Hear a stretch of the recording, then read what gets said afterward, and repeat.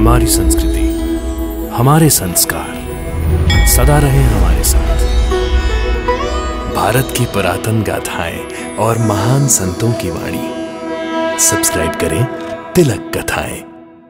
ना कोई लिखा पढ़ी, न फिर कोई रसीद। आप तो बस नोट गिनते जाइए दामुअना। कोई लिखा पढ़ी नहीं का मतलब है कोई हिसाब किताब नहीं, यानी कि काला धंधा। हमें ऐसा व्यापार नहीं करना है धर्मानंद। भाभी। हाँ दिनकर, आज से हम सच्चाई का सच्चा व्यापार करेंगे, जिसका पूरा पूरा हिसाब किताब होगा। ना हम झूठ बोलेंगे, ना झूठा व्यापार करेंगे। भैया, ये भाभी को अचानक क्या हो गया? अगर तुम भैया और भाभी के साथ सत्य की राह पर नहीं चलोगे तो तुम ये हवेली छोड़कर जाना ही पड़ेगा। नहीं, मैं ऐसी नौबत ही नहीं आने दूंगा। ये 1 लाख रुपया मैं अभी का अभी दान कर दूंगा। मूर्ख कहीं का। सत्य की राह पर चलना एक तपस्या है। जो ये तपस्या पूरी कर लेता है उसे तपस्या का दिव्य फल मिलता है। दोपहर के सूर्य की तरह सत्य का तेज दाहक होता है, उग्र होता है। उसे वही लोग सहन कर सकते हैं जिनका मालिक पर पूरा विश्वास है, क्योंकि मालिक का ही दूसरा रूप सत्य है।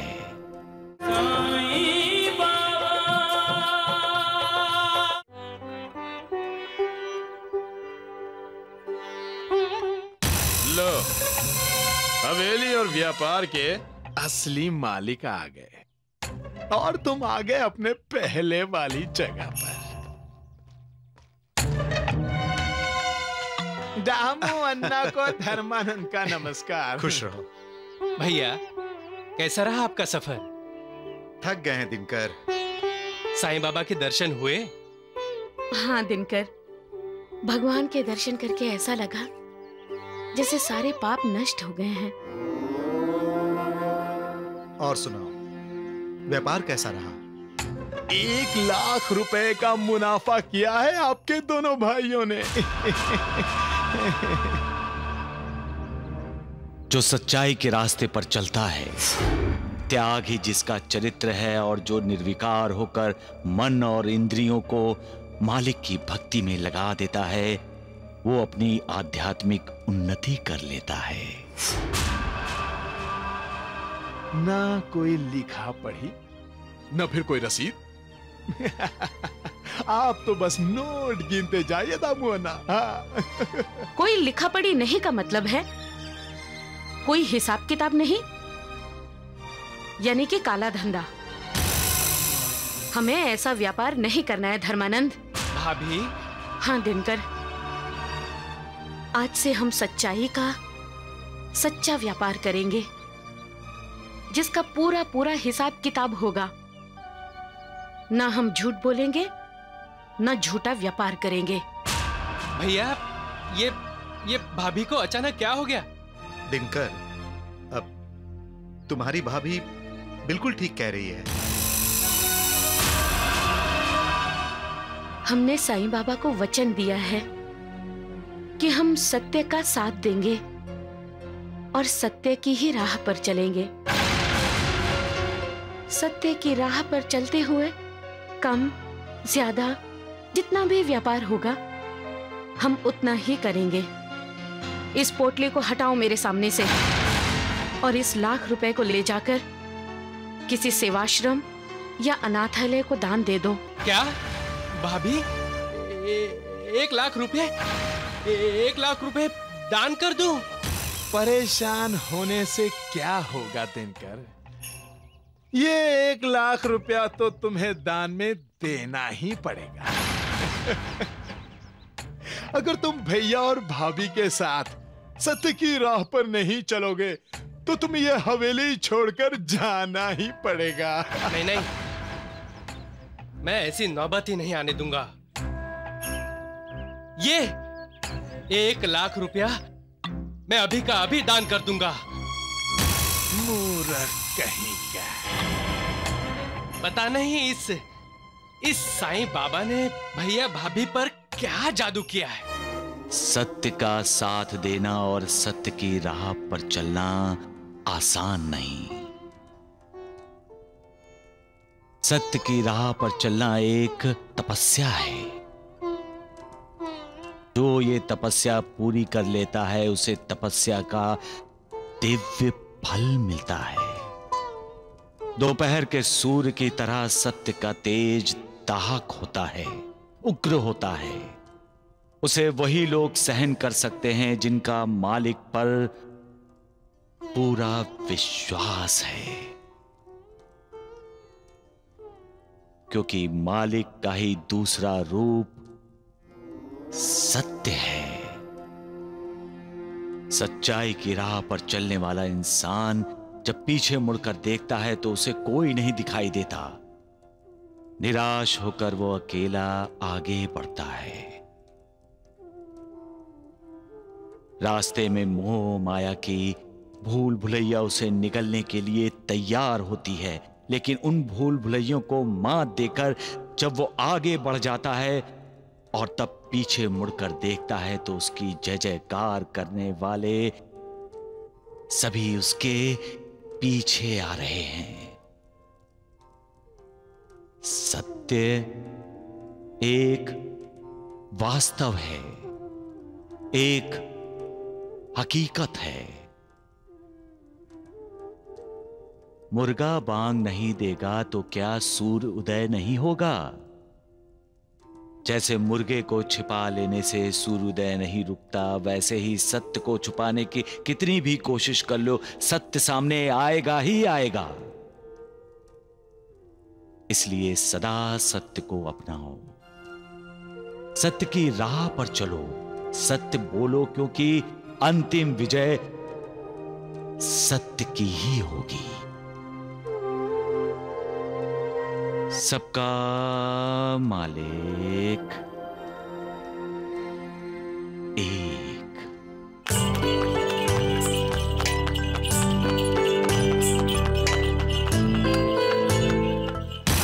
वो देख दिनकर, तुम्हारी बदकिस्मती अस्पताल से सही सलामत लौट आई है।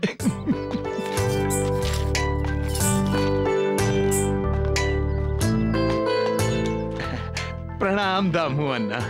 भाभी, आपको स्वस्थ देखकर दिल को बहुत अच्छा लगा। सब साईं बाबा की कृपा है। मेरी और मेरे बच्चे की रक्षा साईं बाबा ने ही की है। दिनकर, तुम भी साईं बाबा की शरण में जाओ, तुम्हारा भी कल्याण होगा। जी भाभी। चलो उर्मिला।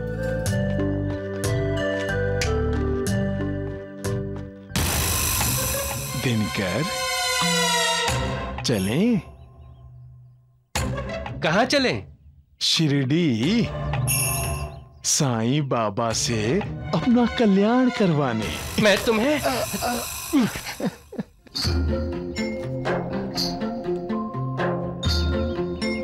हाँ, खाओ।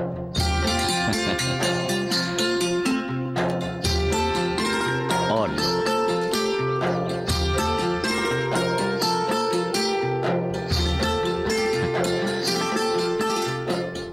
इंसान इतना स्वार्थी क्यों होता है?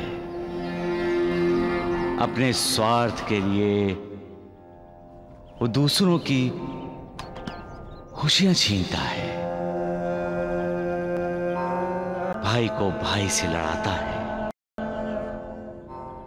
मां समान भाभी के खिलाफ बेटे जैसे देवर के दिल में जहर भरता है। रिश्तों में आग लगाकर आखिर वो इंसान पाना क्या चाहता है? सिर्फ पैसा? पैसे से क्या होगा? क्या उसका उद्धार हो जाएगा? वो ये क्यों भूल जाता है कि संसार से जब वो जाएगा खाली हाथ जाएगा? जमीन, जायदाद, जेवर, पैसा, सब कुछ यही रह जाएगा, कुछ भी साथ नहीं ले जाएगा। फिर ये स्वार्थ क्यों? कब इंसान ये समझेगा कि जब वो जाएगा तो उसके साथ उसके अच्छे बुरे कर्म, अच्छे बुरे संस्कार ही जाएंगे। ओम जय साईनाथ, जय साईनाथ, आदि न अंत तुम्हारा, तुम्हें श्रद्धा नमन हमारा। ओम जय साईनाथ, जय साईनाथ, चलो साईं बाबा की आरती में चलते हैं।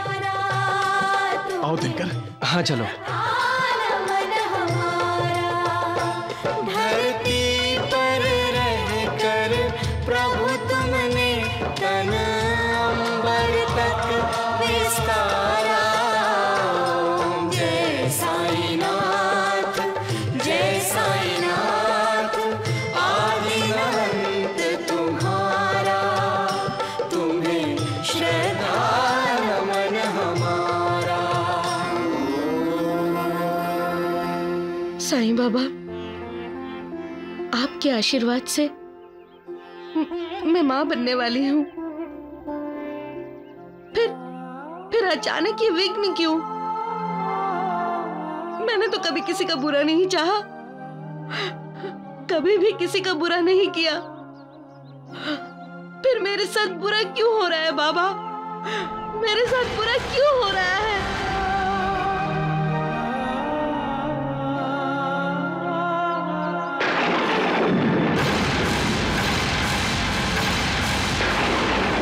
देखो, मैं आज ये बात साफ साफ कह रही हूं, और ये बात आज मैं आखिरी बार कह रही हूं। मुझे बच्चा नहीं चाहिए।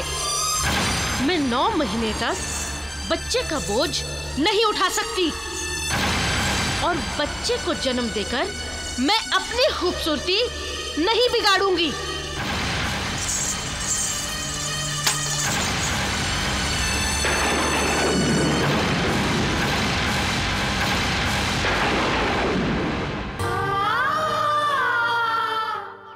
अब समझ में आया उर्मिला बेटी, अच्छे कर्म करो तो दुआ मिलती है, और बुरे कर्म किए हों तो बदुआ ही मिलेगी। कर्म हमारे साथ चलते हैं। उर्मिला, क्या हुआ? साईं बाबा ने मुझे मेरे पिछले जन्म का साक्षात्कार करवाया। मैं बहुत बुरी हूँ, बहुत बुरी हूँ मैं। साईं बाबा, मुझे माफ कर दीजिए, मुझे माफ कर दीजिए बाबा। मैं अपना बच्चा नहीं खोना चाहती हूँ, अपना बच्चा नहीं खोना चाहती मैं।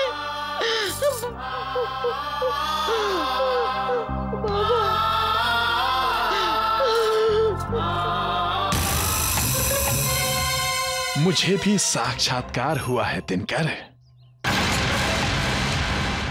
जल्द से जल्द मौका मिलते ही दामू अन्ना को हटाकर उसका सारा धंधा, सारा व्यापार अपने कब्जे में करना होगा, अपने कब्जे में।